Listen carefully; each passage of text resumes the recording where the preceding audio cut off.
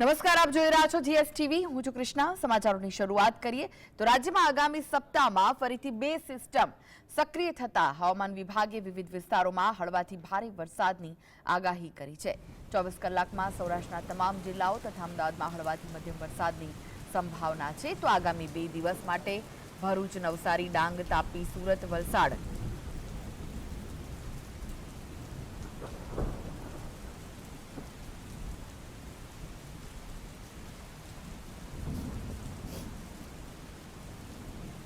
દમણ અને દાદરાનગર હવેલીમાં ભારે વરસાદનું યલો એલર્ટ આપવામાં આવ્યું છે. તેમજ ત્રીજા દિવસે પણ કેટલાક જિલ્લાઓમાં ઓરેન્જ તો કેટલાક જિલ્લાઓમાં યલો એલર્ટની આગાહી કરાઈ છે. વરસાદની આગાહીના પગલે માછીમારોને દરિયો ન ખેડવા માટે સૂચના પણ જાહેર કરાઈ છે.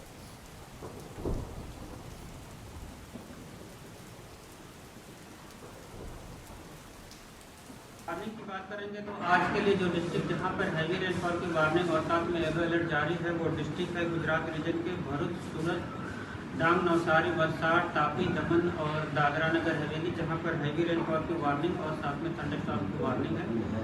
और डे 2 की बात करेंगे तो डे 2 के लिए जहां पर वेरी हैवी रेनफॉल की वार्निंग और साथ में ऑरेंज अलर्ट जारी है वो डिस्ट्रिक्ट है सूरत, नवसारी, वलसाड़, दमन और दादरा नगर हवेली, और जहां पर हैवी रेनफॉल की वार्निंग और साथ में येलो अलर्ट जारी है वो डिस्ट्रिक्ट है बनासकांठा, नर्मदा, भरूच, तापी और डांग डिस्ट्रिक्ट शामिल है जहां पर हैवी रेनफॉल की वार्निंग है। તો જે રીતે હવામાન વિભાગે આગામી સપ્તાહમાં પણ વરસાદની આગાહી કરી છે ત્યારે આ વિશે વધુ માહિતી માટે જોડાઈ ગયા છે સંવાદદાતા અનિલ પટેલ સ્ટુડિયોથી. અનિલ, જે રીતે હવામાન વિભાગે ફરી એકવાર ભારે વરસાદની આગાહી કરી છે, યલો અને ઓરેન્જ એલર્ટ જાહેર કરવામાં આવ્યું છે, સમગ્ર ગુજરાતમાં વરસાદની આગાહી હવામાન વિભાગ દ્વારા કરવામાં આવી છે, શું વિગત? કૃષ્ણા, જે રીતે આગાહી આવી છે આ અઠવાડિયાની આગાહી છે, પણ આખા મહિનાની આગાહીના ફોરકાસ્ટ ઉપર મૂકેલી છે. તો 27 ઓગસ્ટ સુધી ગુજરાતની અંદર અલગ અલગ જે 4 તબક્કાઓ છે એની અંદર વરસાદ કેટલીક જગ્યાએ ઓછા તો કેટલીક જગ્યાએ ભારે વરસાદ થવાની છે. આ અઠવાડિયાની જો હવામાનની વાત કરીએ તો નિશ્ચિત છે કે અત્યારે ઉત્તર ગુજરાત, મધ્ય ગુજરાતની કેટલાક જિલ્લાઓ, દક્ષિણ ગુજરાત અને સૌરાષ્ટ્રના તમામ જે જિલ્લાઓ છે ત્યાં વરસાદની આગાહી કરાઈ છે. ખાસ કરીને તમે ભાવનગરની વાત કરીએ, તમે દ્વારકાની વાત કરો, તમે જૂનાગઢની વાત કરો, તમે જૂનાગઢના ગ્રામ્ય વિસ્તારોની વાત કરો, અમરેલીની વાત કરો, અને આ તમામ જે જિલ્લાઓ છે એ જિલ્લાઓમાં જે છે યલો એલર્ટ આપવાની વાત છે. અને ત્યાં જે છે કેટલાક વિસ્તારોમાં વધારે તો કેટલાક વિસ્તારોમાં ઓછા વધતા પ્રમાણમાં વરસાદ થવાની છે. જે ભારે આગાહીની જે વાત કરવામાં આવી છે તમને કહું એ બનાસકાંઠા વાત કરવામાં આવી છે, નર્મદા જિલ્લામાં વાત કરવામાં આવી છે. એ સિવાય તમે રાજપીપળા જે વિસ્તારો છે, રાજપીપળાના ડાંગના જે આદિવાસી વિસ્તારો છે એ વિસ્તારોમાં ભારે વરસાદ થઈ શકે છે. નેત્રંગ, ડેડિયાપાડા એ તમામ જે વિસ્તારો છે ત્યાં ભારે વરસાદ છે. સિવાય નવસારી, વલસાડ અને દાદરાનગર હવેલી છે ત્યાં પણ ભારે વરસાદની આગાહી કરવામાં આવી છે.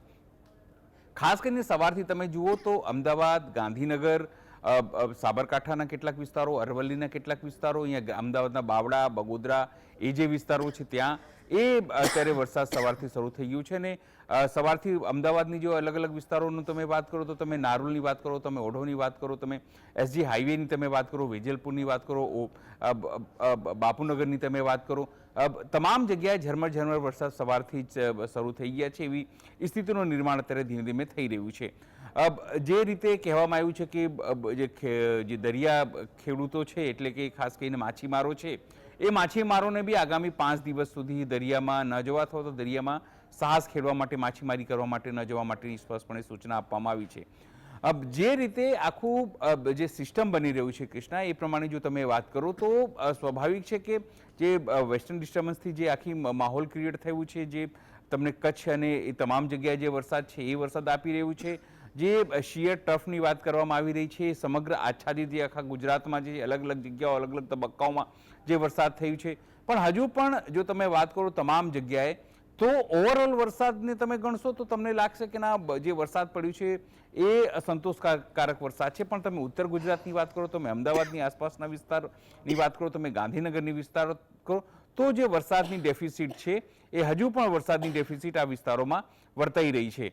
ખેડૂતો માટે એક સારા સમાચાર એ છે કે હવે જે વરસાદ છે જે અતિ ભારે વરસાદ કેટલાક વિસ્તારોમાં છે, પણ લગભગ તમામ જગ્યાએ જે વરસાદ છે એનું જોર ઓછું થયું છે. એટલે લગભગ જે વરસાદ છે તે ધીમે ધારે પડશે અને નિરંતર પડશે. એટલે પાકો માટે એક સારી વાત છે. અને ખાસ કરીને જે સૌરાષ્ટ્રના વિસ્તારો છે ત્યાં તો તમે જુઓ ઘેડથી માંડીને ત્યાં હજુ પણ પાણી ભરાયેલા છે, મોટા પાયે નુકસાન છે. અને જો ત્યાં વધારે વરસાદ થાય તો હજુ પણ નુકસાન, જે માટી ધોવાવાની, ખેતરો નુકસાન થવાની વાત છે.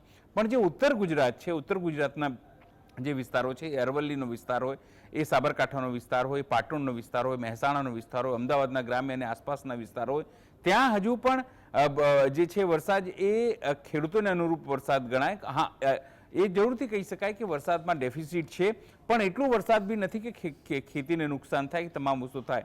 સંભાવના એ છે કે આગામી દિવસોમાં જે ડેફિસિટ થઈ રહી છે એ ડેફિસિટ જે છે એ 1 મહિના અથવા તો સપ્ટેમ્બરની શરૂઆતની અંદર તમામ જે ડેફિસિટ છે પૂર્ણ થઈ જશે. કારણ કે આખા સિઝનની અંદર જે અનુમાન કરવામાં આવ્યું હતું હવામાન વિભાગ તરફથી, એવું કરવામાં આવ્યું છે કે લગભગ નહીં તો 92-93% જે વરસાદ છે, એટલે 92 થી 93% વરસાદ છે, એ વરસાદ આ વિસ્તારોમાં થવાનો છે અને પાકને ખૂબ મોટા પાયે ફાયદો થવાનું છે.